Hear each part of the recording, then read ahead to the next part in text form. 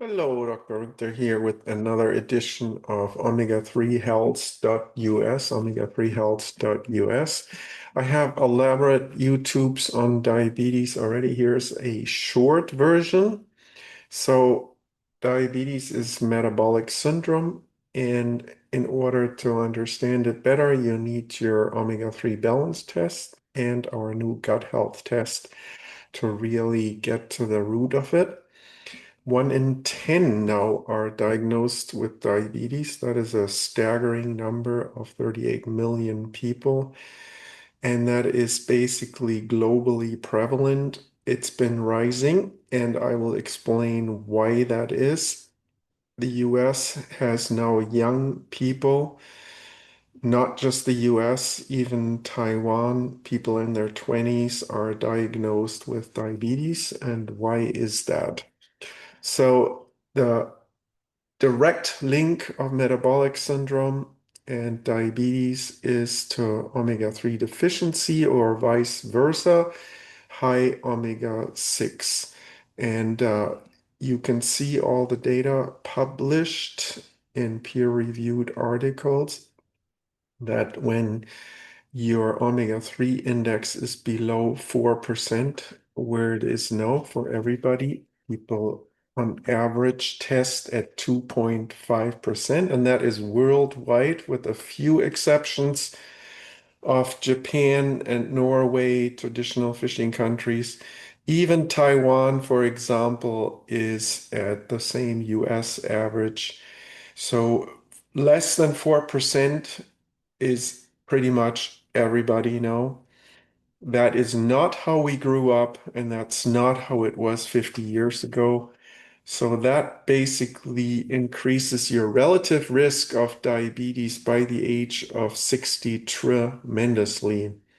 Nobody is at a safe level of more than 8% omega-3, let alone in an intermediate state. So it's all about triglycerides and not cholesterol. And cholesterol is not even a lipid. So a lipid panel basically is triglycerides. When your triglycerides are high in your blood work, that means you are at high risk for diabetes. So how come that is not explained? It is very, very simple. Your liver basically turns on fat oxidation. It's also called beta oxidation. So without omega-3, you can literally not use your fat, and you are throwing a whole bunch of carbohydrates on top of it. Our diet is not low in carbohydrates. When you use omega-3 beta oxidation, when you have 8% omega-3, your liver turns on the enzymes and the transcription factors that are necessary to burn fat, and that is naturally going to lower your triglycerides. After being balanced with omega-3 more than 8%, you are going to see that your triglycerides are going to be much, much lower than average, even in the low 30s. And that is pretty much unheard of. So again, diabetes is a liver disease, and your liver is supposed to turn on the breakdown of fat called beta oxidation. And that all happens in the mitochondria. Of course, your mitochondria do not use aerobic energy properly without omega-3. But in essence, omega-3 turns on this transcription factor called PPAR, which then turns on fat oxidation. So high triglycerides literally mean that your liver does not use fat, and quite the opposite, it builds it up. So it builds up in your blood. And that is the only blood test that really matters. And cholesterol is literally not important. I explain in many other talks that you have 1 to 2 pounds of cholesterol in your body, and there's only one cholesterol. It is the second most important fat, if you want to say so. It's a steroid after omega-3.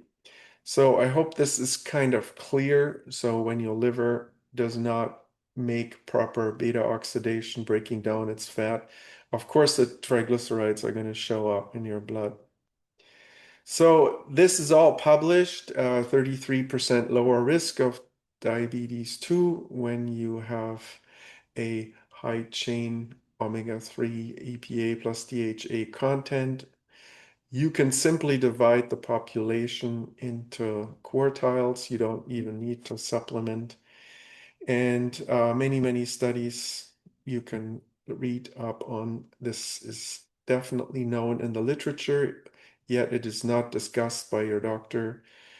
Your doctor pays attention to cholesterol, which is pure coincidence. It has nothing to do with the problem. Yeah, diabetes 2, again, is not a pancreas problem. It has literally nothing to do with sugar. Of course, after a while, when your liver is so stressed, it starts making sugar. That's called gluconeogenesis, and that's an early stage of pre-diabetes. You are basically in a starvation state because your liver literally doesn't know what to do with the triglycerides. It thinks it's in a starvation state and it starts making sugar. So that's completely counterproductive. And you throw a bunch of carbohydrates on top of that, and you are ending up with a very worn out pancreas in a later stage. Then you are developing insulin resistance. You can no longer absorb all of that sugar. The insulin is basically not enough. It's wearing out, and that is a vicious cycle. And the transfer of liver disease to pancreatic disease then happens, and you will eventually wear out your pancreas to the point where you need injecting insulin. And that's when the whole vicious cycle becomes extreme. Injecting insulin is not safe. It is by no means something that anybody should do. You can regulate your diet before that happens. Nobody needs to inject insulin on a diabetes 2. Diabetes 1 is a whole nother problem, but it has a very similar mechanism that I will, or I did discuss in my other YouTubes. So yeah, over time, the pancreas is forced to overproduce insulin, and then you get a full-blown diabetic situation. All of this is under the umbrella of metabolic syndrome, high blood pressure, cardiovascular disease. And this all goes together with all the other symptoms that modern humans are facing when they have a 30 to 1 inflammatory index or 90% omega-3 deficiency at 2.5% omega-3. So again, you can read up on this brain fog, bloatedness, and here it is, high triglycerides. So why doesn't your doctor tell you you have pre-diabetes when your triglycerides are over 100? And that's pretty much everybody. So only when you have 8 to 10% omega-3, your triglycerides will really go far below 100. And then you can calculate your lipid ratios, and it's really the triglyceride over HDL ratio, the so-called bad cholesterol, which isn't bad. There's only one cholesterol, there isn't two. And you calculate this ratio, and then you can come up with a hallmark of how your liver actually uses fat. So yeah, insulin resistant tests are the ultimate tests. Your insulin resistant test is rarely done. It's quite complicated, but it is possible. And then you can clearly say, are you actually resistant or not? Ask your doctor how to do your HOMA-IR test. Then your TG, HDL, lipid ratio, and you will know much better how that correlates with your omega-3 index. So once again, you are in this 2.5%, 100% risk range now. That's where everybody tests. And Nobody, unless you have a very, very good supplement that is not rancid, gets to 8 to 10%. That's what we do as a Zeno. We get you to 8% and we prove it to you with a second test. So now you are testing 25 to 1. What is that? Your inflammatory omega-6 is very high, 12%, 0.5% omega-3 EPA, 90% deficient. That is why I created this yin and yang symbol. Too much yang, meaning too much metabolic signal towards metabolic syndrome. Diabetes is the only following reaction of that. So we all grew up as omega-6 kinder now. This is not something that humans are made for. The average consumption of omega-6 is gigantic now, and Kinder Schokolade is not healthy. It is literally has written diabetes all over it, but not because of the sugar. I will show you that in a second. It's not the sugar, it's the omega-6 that creates this problem. So a regular package of Kinder Schokolade has a omega-6 to 3 ratio of 20 to 1 with an absolute amount of 2.5 grams of omega-6. Hershey's is even worse, and that obviously comes from seed oils. Palm oil is very dangerous, sunflower oil. The milk doesn't really matter. It's supposed to be saturated, so it's really the other ingredients that make it so dangerous. When you obviously only eat dark chocolate, cocoa is very healthy. It has a non-existent ratio of omega-6 to 3. But that is not what we are feeding our kids. So again, you are going to be in a situation where omega-6 is prevalent in your diet, and that's been the case since the 1950s and 60s. This is a sugar normalized diabetes graph. Diabetes has been on a steep, steep rise since the 1960s, and so has omega-6. Again, this is sugar normalized, meaning that the sugar increase that we have been undergoing, about 25%, not really that bad, is normalized into this graph. So it is not the sugar that's causing diabetes. It is the omega-6 clearly shown in this graph. At the same time, we are reducing all of our saturated fat. Butter and lard are on the down. We no longer even cook at home. We eat out. All the street food is made in omega-6 oil. That is, typical fried Asian food. But even in Germany, you go out and eat some fried potatoes. They now come in a bag, pre-made with margarine in it. And that is the problem. So you can definitely test for this. So you know your omega-6 to 3 index and how unbalanced you are, how much inflammatory arachidonic acid you have, and how little omega-3 you really have, which all relates to mental strength, cell membrane fluidity, and there is zero protection for your cardiovascular system and your metabolic syndrome. So when we test a diabetic, we can actually see that now.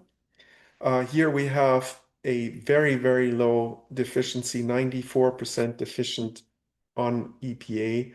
So you're not going to find a full-blown diabetic that has even 1% EPA, let alone 2 or 3% where you are getting into the safe zone. That is the root cause of the whole problem. It is not the sugar. Then you are basically in an inflammatory index of 50 to 1. That's what our tests show. Here's a very extreme one of only 0.15% EPA, giving you a only total of 1.1% omega-3 out of the required 9 to 10%, then your arachidonic acid is so overwhelming for the body that you turn autoimmunity on, and that is basically the advanced stage of diabetes when your nerves are dying and you are attacking your own body. So all of this can be measured now with our balance test, and you can actually pre-see that when the body makes the wrong fat and your triglycerides are high and it thinks it's in a starvation mode. The wrong fat is palmitic acid. Then you stop eating red meat on top of it, providing no stearic acid. This is typically what you see. You see a high PA and a low stearic acid. That is not balanced, and it is a sign of making the wrong fat and making too much of it. And of course, your omega-9, which your body also makes, is going to be in a large excess. So when you see those numbers going up, the omega-9 and the palmitic acid, you can kind of tell that this person is in a pre-diabetic state. And you can confirm that with your triglycerides and your other blood tests if they are done. So again, diabetes 2 is all about the liver, and omega-3 turns on beta oxidation. Your fats are broken down properly only when you have omega-3. That is done through this transcription factor, PPAR. It is a liver disease, not a pancreatic disease. And the primary cause of the final failure, again, is insulin resistance coming from burnout and overnutrition of omega-6 is the root cause of all of this, which I've shown you. Then you can basically see how omega-3 can fix this whole problem when you are starting to get enough. Even a diabetic on insulin can get balanced in 7 months, going to an inflammatory index of 3 to 1. You can definitely fix the problem. Can you fix advanced diabetes once you are shooting insulin for over 10 to 20 years? That is a different story, but any diabetic, pre-diabetic can fix the situation pretty much in a year or two, together with diet, of course, initially, but later on, once you burn your fat, you are in this safe zone. So the keto and carb cycling works together with stem cell therapy if you have advanced diabetes. And that's really what you want to do. You want to get primed on high omega-3, then add a stem cell IV to refurbish your liver and your pancreas and get your mitochondria in top shape. And then you transition to a what's called a keto carb cycling. You cannot be on a keto diet for a long time. Obviously, that is the fix for diabetes, but you can't be on it for a long time. You have to do carb cycling. So all of that is basically worked into the process that we are doing, and that helps you to be on a regimen to get out of this problem. And that's basically all I have to say for today. And I hope that you will be testing and avoid the diabetic burnout before it is too late. Thank you very much.